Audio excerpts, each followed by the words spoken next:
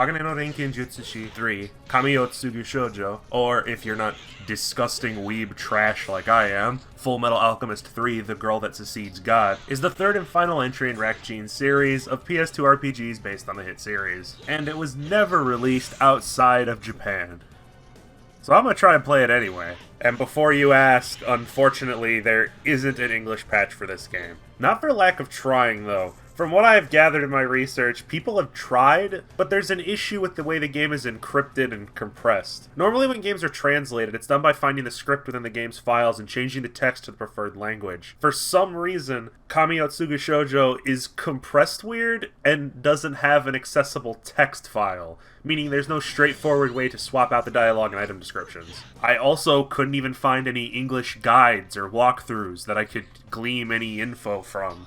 So, I suppose I'm gonna try and be sort of a half-assed guide for people who want to play this game. The game is 100% beatable without knowing a word of Japanese, but I would still very much recommend you play Curse of the Crimson Elixir before this game. The two games are very similar in structure and controls, so playing one will help give you a baseline understanding of how to play the other. I will try my best to indicate when what I'm saying is a fact that I figured out about the game, or when I'm guessing based on context. Most of the story is gonna be guesses based on context, so if somebody speaks Japanese and can follow the plot, feel free to correct any of my very many mistakes. Now then, boot the game up and, the menu's in English. This may not be so bad. God damn it.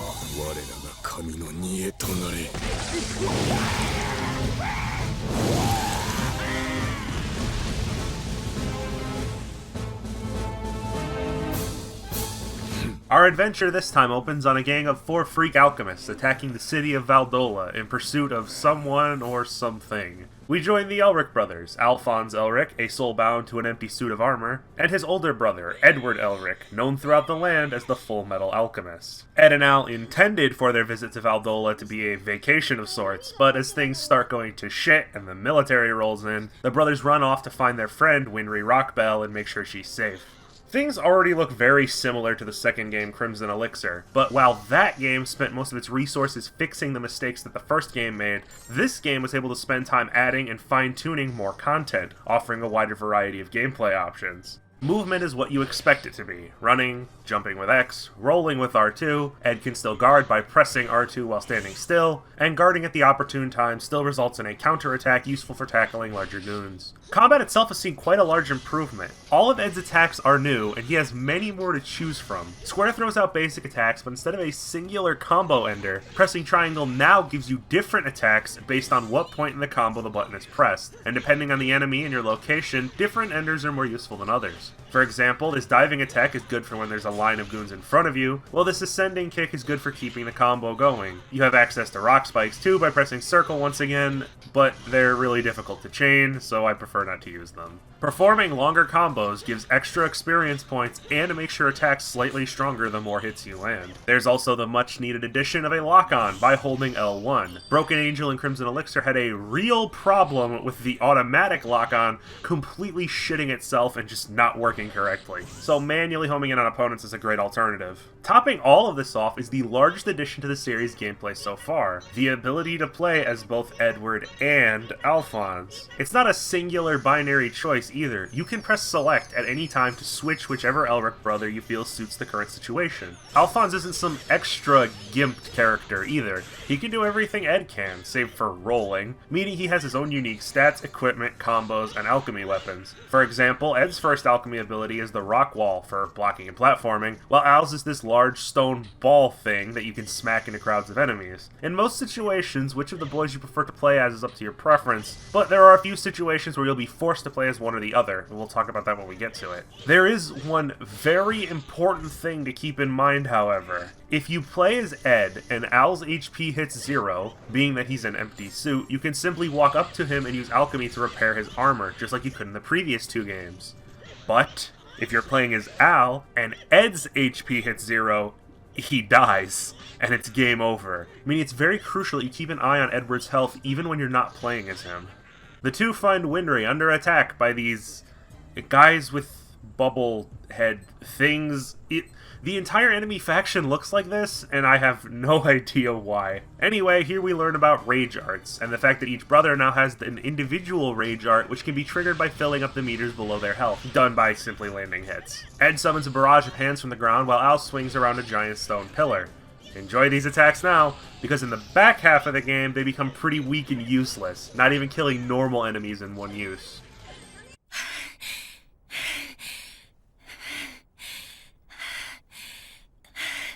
さてどうしようかねって痛い目に遭うことになるわよ。やめろ！ふん。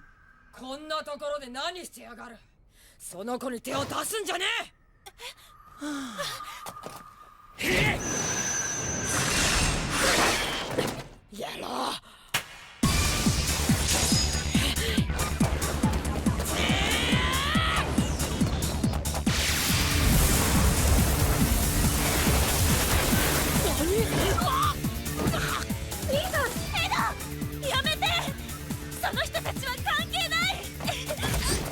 人間だと思って舐めてたわ。今度はもっときついので。やめて！やめて！ダメ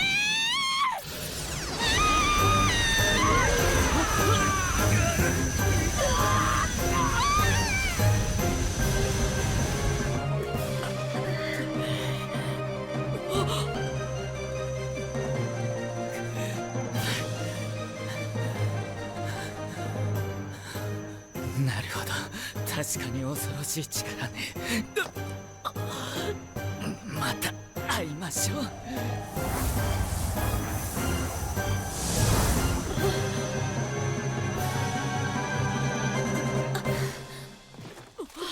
おい、大丈夫か？ Ed, Al, and Winry take this girl, her name is Sophie by the way, to a vacant church on the south side of town. Sophie tells them she's being pursued by those 4 schmucks from earlier. As evident from her little outburst in the alley, Sophie has some sort of extreme magical / alchemic powers that she's not fully in control of. Ed and Al, being the shonen protagonists that they are, offer to take care of the alchemists that have been following her. To help them on their adventure, Sophie somehow gives them a portion of her power, represented by these flower markings. This seemingly has no effect on gameplay whatsoever. You don't learn any extra skills or anything, and this seems to be purely cosmetic. There are 3 obelisks around Valdola that the bad guys are pursuing. These towers are somehow connected to their plan to resurrect a legendary witch named Velza, using Sophie as their vessel. Yes, a witch, so I'm not sure if we're dealing with magic or alchemy. Some of the stuff the Guardians do doesn't seem like alchemy. At the very least, there's no circles and no equivalent exchange. As I said, I can't read the dialogue, but it does look like whenever they talk about these powers, they use this symbol. It looks like EP, and they pronounce it as E. I figure EP might be short for Esper, so that's the term I'll be using to refer to these powers. Okay. Before we get going again, I guess I can't keep pushing this back anymore. We're gonna have to figure out how to navigate these menus. Let's see. The categories are easy enough to understand, as selecting them will display the name in English in the top left corner. Remember that this is a Japanese game, and in Japan, functions of X and circle are swapped, so circle advances menus and X backs out of them. First up is usable items. Luckily, most of them have identifiable icons based on what type of item they are. Elixirs are healing items, represented by this potion sorta looking thing. The description says HP, followed by the number of hit points it recovers, so these are easy enough. The R's are obviously reloaders, used to restore ammo onto weapons that use it. These supplement-looking bottles contain stat boosts. The meat with an F indicates food, which are HP recovery items only Ed can use, for hopefully obvious reasons. Bags, books, and any other item you cannot interact with are for another purpose we'll discuss later. Next is accessories, which would probably be better named equipment by this point. Each Elric brother has 2 armor slots where you can put various items that affect your combat abilities. The stat-based ones are easy to tell apart, as they change these numbers under Ed and Al accordingly. The gimmicky equipment, however, stuff that changes experience values and resistances and whatnot, is a much more complicated issue. Your only 2 real options are to either somehow translate the effects manually, or use good old-fashioned trial and error. As with the last 2 games, however, there's really no reason to use anything other than the stat-boosting accessories. Status is the third option, and really just lists the main transmutations of each brother. I have to figure the SK stands for skill. Bonus points is where you spend the bonus points you're awarded when defeating bosses and leveling up. How do you know which stat increases what, though? Well, we don't even need to translate this, as some simple deduction will help us out. The number in the top right is Vitality. You can tell because it directly reflects the character's base HP value. Below that is Alchemy. Being a fan of the series actually helped me solve this one. This is the only stat of Ed's that's higher than Al's by default, and a lot higher at that. Well, Ed's a much better alchemist than Alphonse, so this number must be alchemical skill. This leaves us with attack and defense, and well, in what RPG is defense listed before attack? So here's what each stat represents. Kinda important if you want to play this game yourself. The last 3 options are tutorials, settings, and the map. You don't really need these. Our first stop on our hunt is a warehouse to hunt for Leonid the Ice Guardian. This is where it first becomes apparent that FMA 3 is much more platforming heavy than the last 2 games. There's a larger emphasis on exploring and getting from place to place. There's more optional areas, more secrets, and more branching pathways, making the game seem much less linear than it actually is. Splitting up between Edward and Alphonse adds a big layer to this, as not only do the brothers often have to split up to find switches or solve puzzles, they also each have individual characteristics that make them more unique, and add some more of their quirks and personality into gameplay. Ed, for example, is very sensitive over his short stature, but you can use this to get into small vents and other areas that Al can't. On the other hand, Al is a hollow suit of armor, so things like bullets and fire have very little to no effect on him, letting him go into dangerous areas that would tear it up. The Elrics find a bunch of military personnel frozen in ice just outside a building where Lieutenant Riza Hawkeye is facing off with Leonid. Ed and Al step up to help, and this is where Ed gains access to his spear. The spear isn't very powerful, but it makes up for it with the sheer number of hits it puts out, making it excellent for racking up combos. Being our first boss, Leonid isn't very tough, just a few freeze attacks and oh no! He's trying to freeze my game! Horror of horrors, what a devious attack! This must be a secret alchemy technique I've never heard of, because I certainly can't think of any other reason this teleport effect would cause the game to lag. After Leonid whooshes away, Ed transmutes the obelisk. I don't know why, or what he's specifically doing, but it's what we came here to do, so cool beans. Al finds an injured cat on the way back to the church, as he tends to do, and Sophie heals it, despite this being, well, impossible for alchemy. Using her power this way, though, quickly exhausts her. It's time to head for the next obelisk, but before we do, let's talk about why this church hub even exists. This game's structure is a little different, in that after each level you return to the church and are given access to a map, used to visit any new or old locations available. While in the church you have the option to give gifts to Sophie.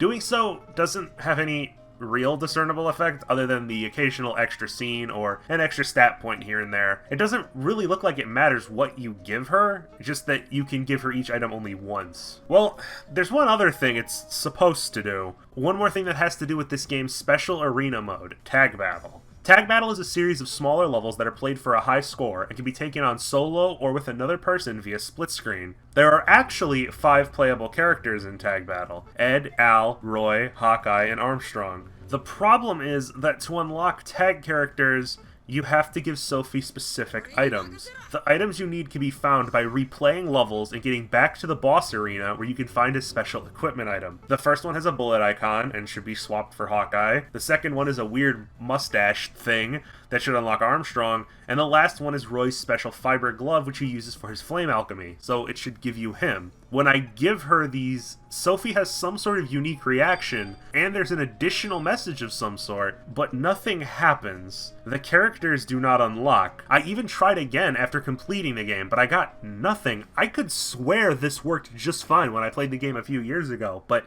it isn't working now. No idea why. The next stage is a subway, and it's pretty bland. Al learns a vacuum transmutation that you can use to pull all surrounding enemies to one spot. Good for when you have explosives on hand. The subway is mostly just dark hallways and conveyor belts with pressure switches, which is just another way to force the Elrics to separate. At the end of this area, we find Major Alex Louis Armstrong, the strong-arm alchemist, fighting this huge bitch. Goat is next to him vulnerable to regular attacks, but when he's not pounding around, he's hurling stone balls at you. You can deflect these with Ed's rock blocker, even though that's not how physics or rocks work. But hey, it's the only thing that does decent damage. After a bit, he'll start summoning pillars, which either Elric can transmute into a spiked pillar and drop on Goad when he gets near them. When we're done, it's the same as before. Guardian disappears, use alchemy on another obelisk for no discernible reason.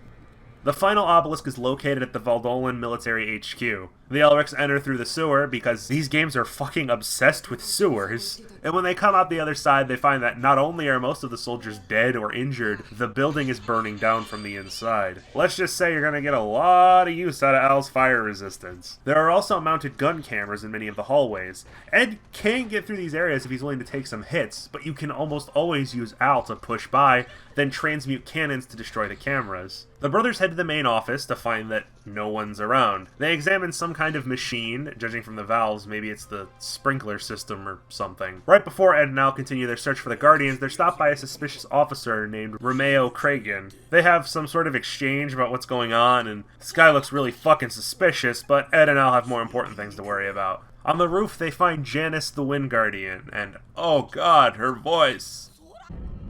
ていうか、このキュートでセクシーなジャニスちゃんを化け物呼ばわりなんて失礼しちゃうわ。 She's got that fucking idle speak kawaii desu shit going on. The battle against Janice first appears to be another follow a fast-moving target flying around the room so you can hit them fight, much like the Elma lizard form battles in Crimson Elixir. But if you get to the high-up corners of the arena, you can find transmutable objects that create a barrage of homing missiles that will ground her immediately, making this go super quickly. Before the fight is finished, the roof splits open, revealing a lift, out of which rises...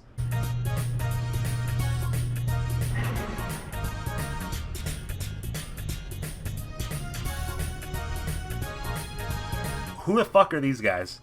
Well, they're Venus Rosmaria, Izzy Trigger, and Boris Hammer. And while I've never actually watched the show, I'm also pretty sure they're a Yatterman reference. So these fuckers show up with a weapon to surpass Metal Gear and attempt to take out Janice while the Elrics retreat down the lift shaft in the chaos. Now you gotta fight a lot of guys. Like a lot. Like an absolute metric fuck ton of guys. Meanwhile, out in the courtyard...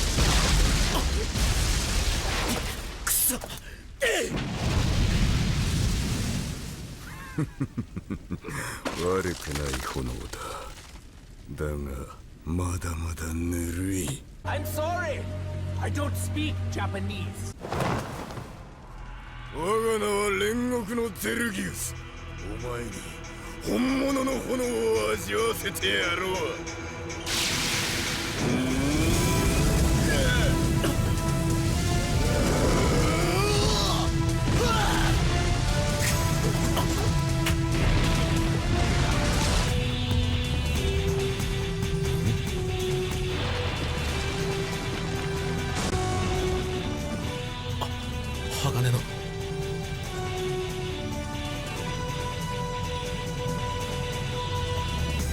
Now Edward gets the Claymore, my favorite weapon in any of these games. It's slow, but it tears through anybody you swing it at, and it's just so fucking satisfying to use.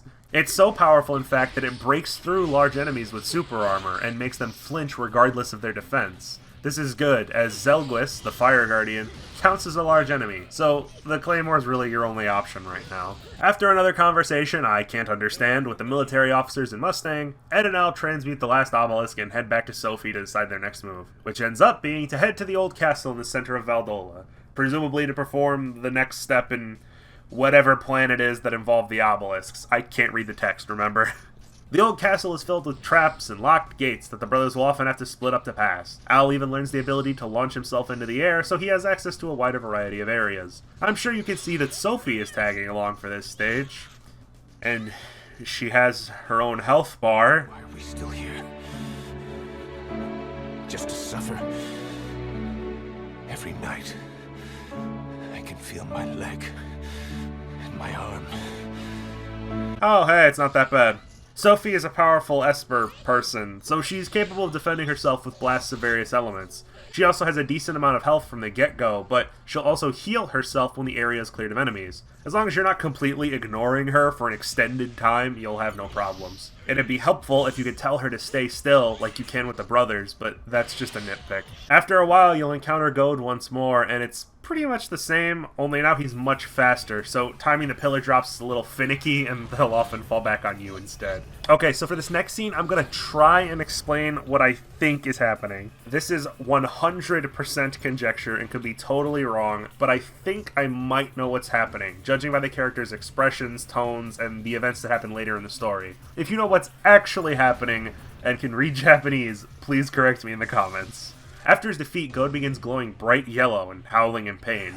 Sophie tries to help him, but the Elrics tell her to stay back. Goad eventually disintegrates into a swirl of dust. It appears the Guardians weren't all evil and stuff before this whole incident began, and something is making them behave this way. Sophie explains what happened to Goad and tells Ed and Al that usage of these Esper powers isn't some kind of free gift, it's more of a curse mark that can eventually harm or even kill their user from overuse, including herself. And it's got something to do with why the Guardians have become so violent and obsessed with resurrecting Velza. After a rather emotional conversation, the Elric brothers decide they have to find a way to help Sophie and stop Velza from being reborn, before the three continue making their way through the castle. On the balcony facing the city, they find a transmutation circle with a chained altar in the center. To put it lightly, Sophie reacts negatively to seeing it. It's probably got something to do with her ties to Velza. Outside, they find Leonid again, and like Goad, his fight is very much the same. If anything, it's easier this time, as the Claymore's light, heavy combo will smash his ice shield and take out like 10% of his health each time. The only thing to watch for is when he encases himself in ice, in which case you should quickly run to a transmutable cannon in one of the corners and blow it open. Otherwise, he'll regenerate health. After beating him, it looks like he's going to befall the same fate as the last Guardian, but Sophie is able to remove his curse mark this time before that happens. He seems much more agreeable now, and talks to Sophie for a bit before she and the Elrics get back to searching the castle. 今さらそんなことを言われては困る。あんたは君たちは予定通り神を復活させればよいのだ。まさかあんた初め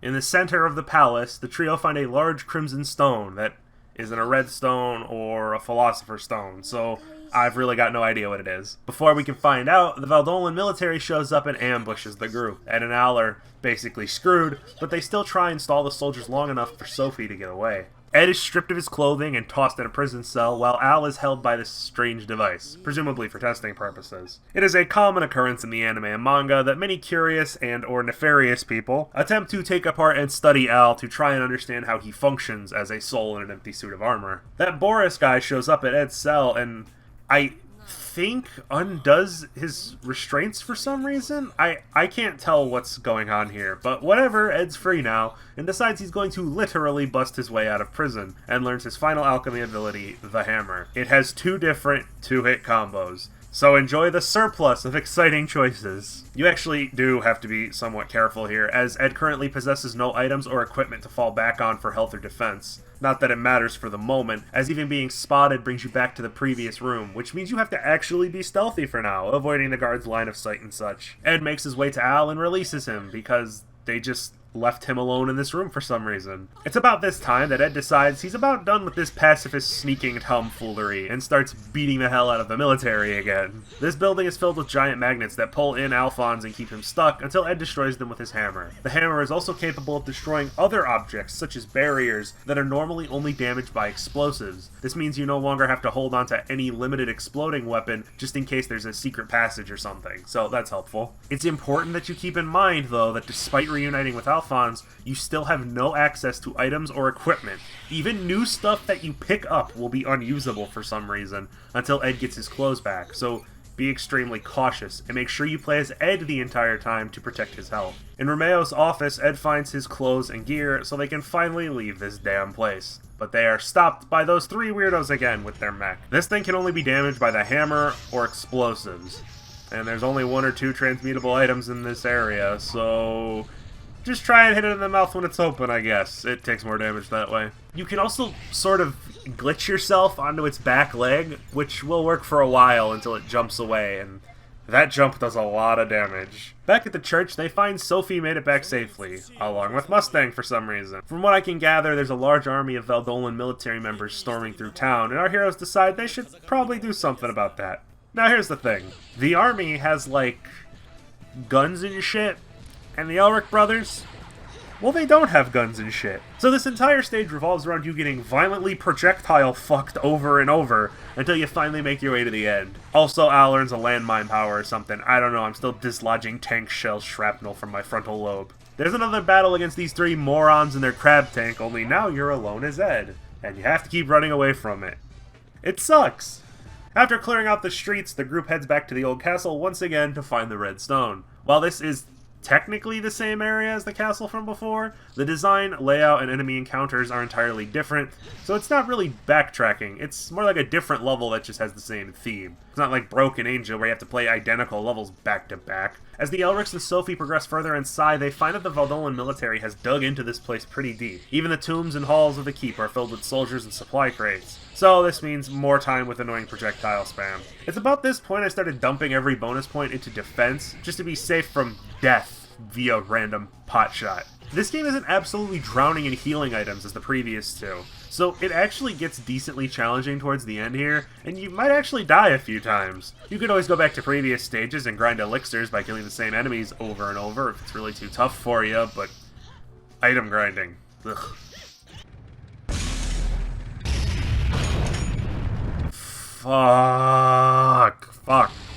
Fuck, this boss again. Fuck, it's got 4 health bars. Fuck, this fireball hits you, you're fucking dead. Fuck. Back in the chamber housing the red stone, Romeo tries to steal it, only for it to... And wouldn't you know it, Zelgwish shows up and takes the stone. Oh, and Sophie too, but damn it, I wanted that shiny rock. He explodes / teleports to the top of the castle and hooks Sophie up to the transmutation circle. From what I can make out, he explains to Sophie that her father was once friends with the Guardians before his death. Whatever is causing these Esper powers to affect Sophie and the Guardians is somehow the result of Sophie's father's alchemy research. So I guess whatever's going on is somehow his fault? Perhaps some form of human transmutation, going by the blood and despair on his face. Exposition I can't read aside, Zelgwis decides it's time to complete his plan to resurrect the legendary witch Velza.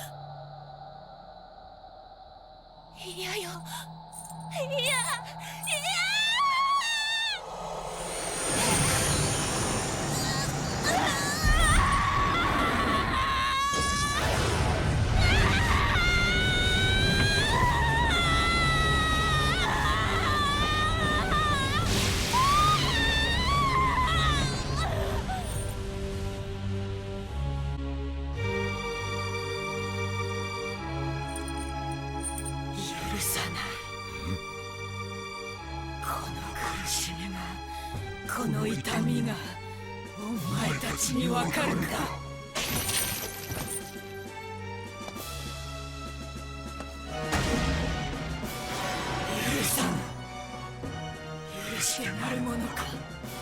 全てを奪われ、失った者の気持ちがどれほどのものか思い知らん。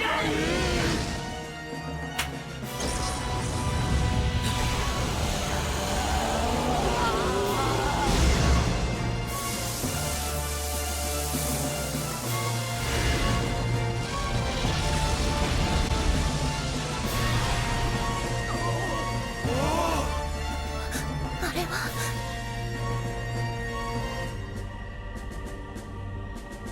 なんだいありゃ。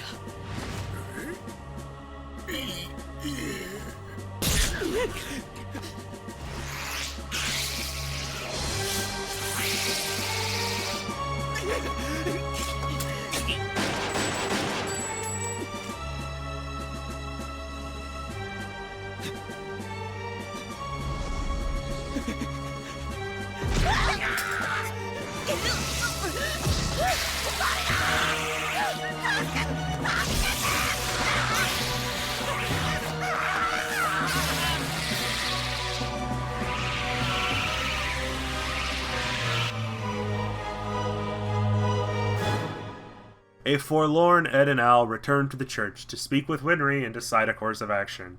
I don't know, guys. I'd say checking out the enormous fuck-off obelisk spitting out monsters in the center of town might be a good place to start. This is the Shrine of Elsa, which, unfortunately for the finale, doesn't really add anything new. It's not exceedingly frustrating or anything, it's more of what we've been doing. Fighting enemies, jumping around, splitting up to press switches, you get it. The brothers find Janice waiting for them near the entrance, and while it seems she doesn't really want to fight, she does so anyway. Just like the other Guardians, this rematch is much the same, but with a new attack or two. Like this technique where she hides in one of the 5 orbs that you have to break to find her. Upon her defeat, she starts freaking out and fades away, just like Goad. 私のこと忘れないでね。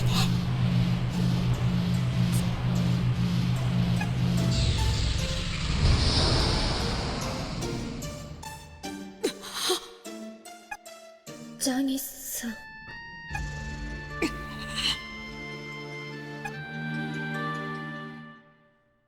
There's more general stuff we've been doing from this point. The only notable bit being this Lost Woods type puzzle. All the doors close until you defeat every enemy in the room, at which point the doors open, and you have to remember which of the doors had the red symbol on it. There's no other way to tell which way to go, so if you forgot to check, or get turned around while fighting and the doors open, you got a 75% chance of walking into the wrong freaking door and being sent back to the start of the maze, where all the goons will respawn and you'll have to fight them again. The Elrics have another fight against Zelgwis, just like the other Guardians, except they don't actually defeat him this time.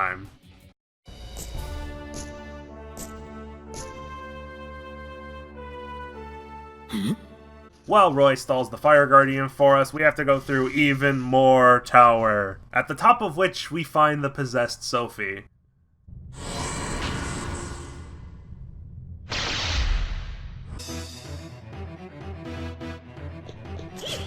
She begins to attack Ed and Al, and you can't hurt her at the moment. You have 3 minutes to destroy these stones holding the circle in place. Don't be too slow or overconfident about it either, as each time you destroy a set of them, more stones respawn. So don't think you only have 1 or 2 left to go, because there could be an entire another set waiting for you.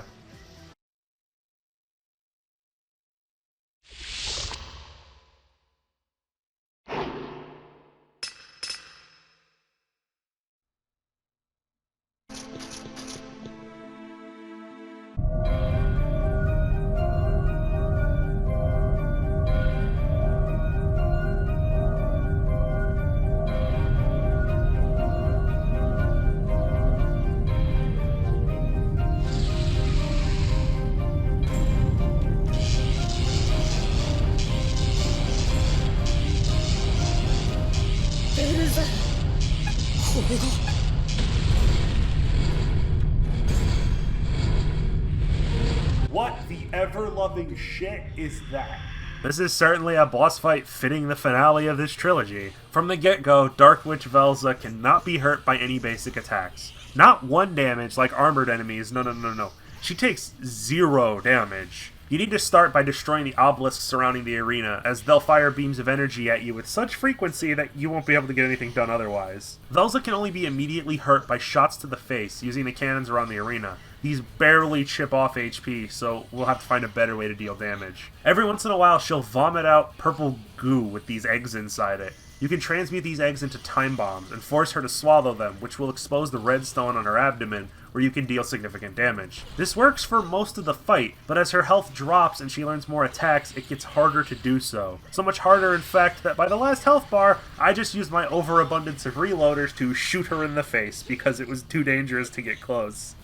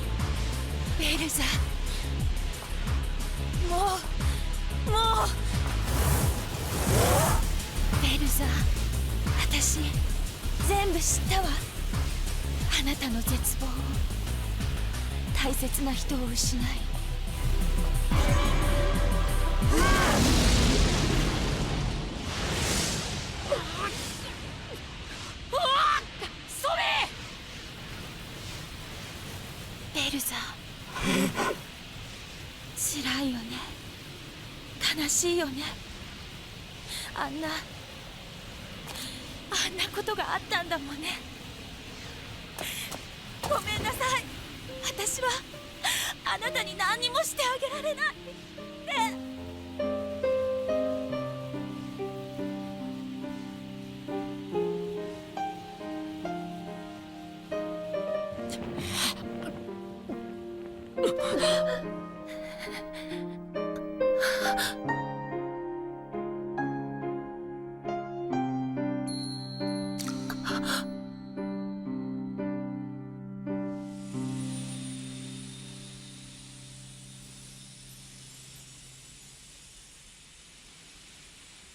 ありがとう。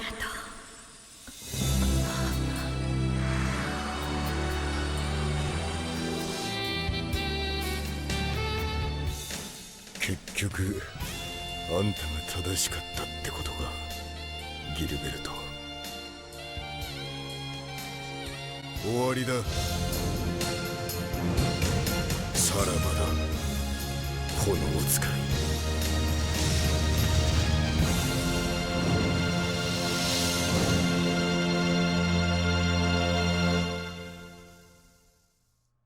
Wait, why am I still playing the game? We should be done. Just head back outside, I guess.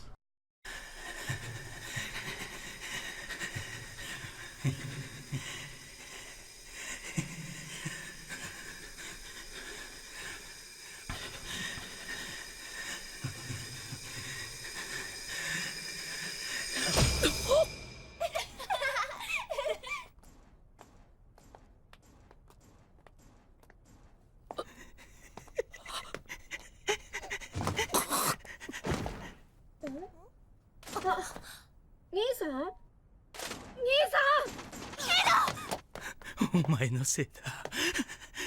お前のせいでヴィーナス様が。エド、しっかりして。兄さん、ダメ、死んじゃダメ。エド、兄さん、しっかりして。兄さん、エド。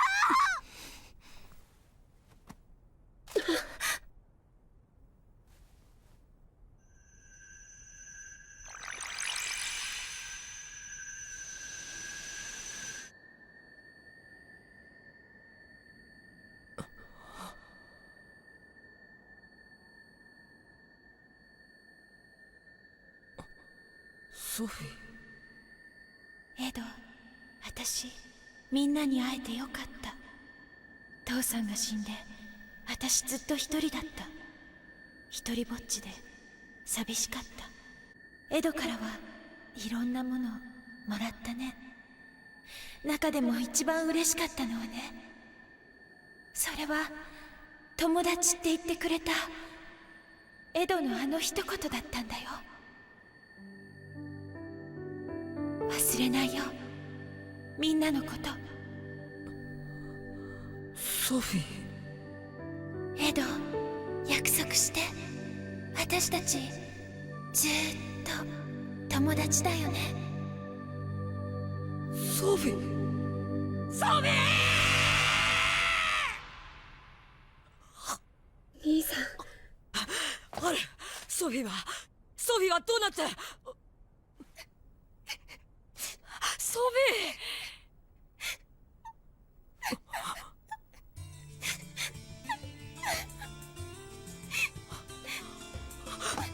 ソフィー、おい、ソフィー、ソフィー、ソフィー、ソフィー。あれ、まさか。バカ野郎、どうしてだ、どうしてこんな。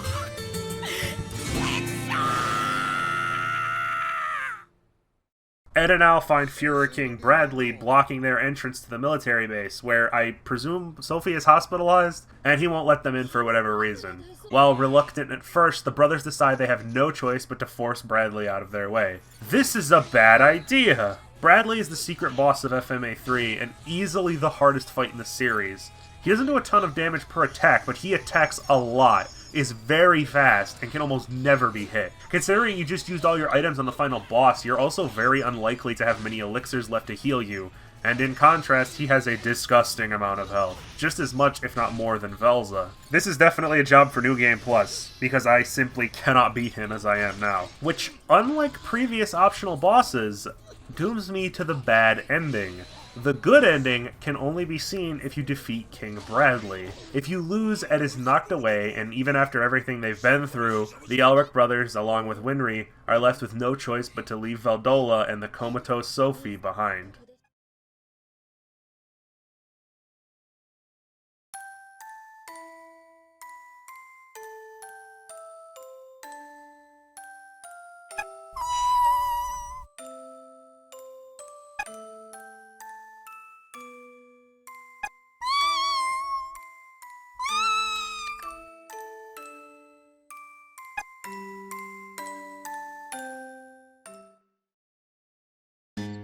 No.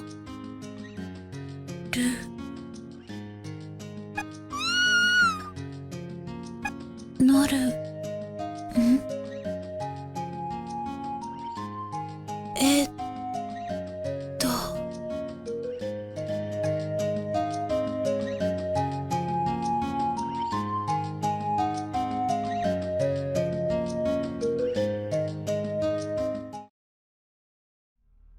？And that was Hagane no Renken Jutsushi 3, Kami Otsuga Shoujo. A great finale to an alright series that we filthy commoners in the West will never get to play through conventional means. While the presentation is mostly the same as Crimson Elixir, the wide array of new gameplay options like the new combo system, the ability to switch between the brothers, and the greater balance between exploration and combat puts the third game pretty far ahead of the second. In spite of the franchise's widespread popularity as one of the best anime of all time, Kami Otsuga Shoujo is the final large-budget Fullmetal Alchemist game ever produced. The few games that would come out afterwards were all handheld titles that vary in quality from okay to I don't want to cap this off with final thoughts or anything, as I'll come back to take a look at the other games regardless of their quality, but it's gonna be a while, so we're gonna step away from Fullmetal Alchemist for a bit and focus on some other stuff.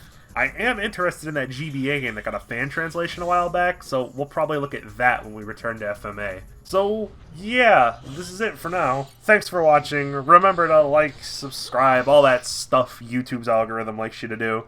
And have a good old day, guys. Bye.